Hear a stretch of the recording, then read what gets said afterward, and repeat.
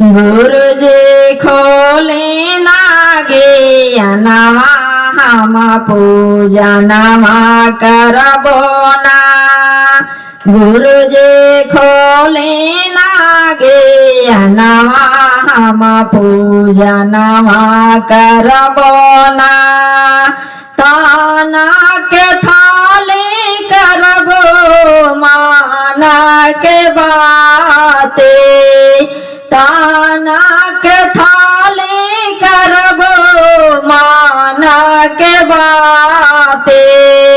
श्राद्धा सुमना करके सजनवा हम पूजनवा करबो ना।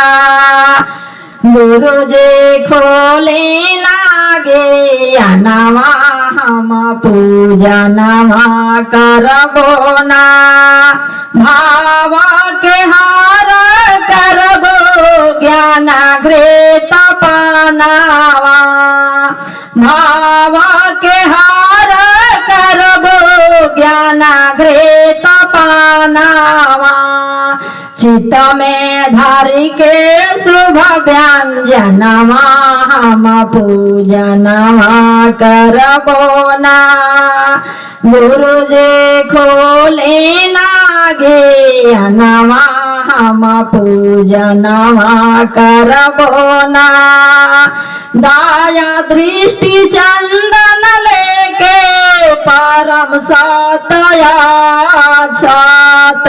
दाया दृष्टि चंदन लेके परम सतया छात।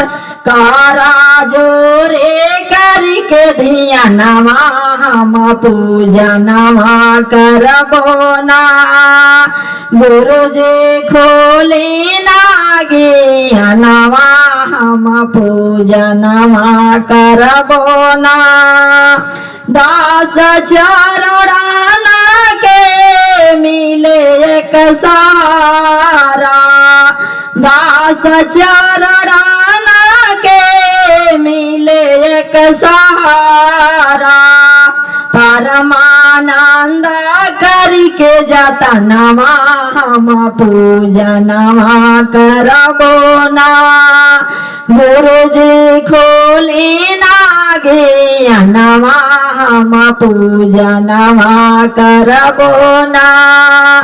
गुरुजी खोले नागे नवा हम पूजनवा करबो ना।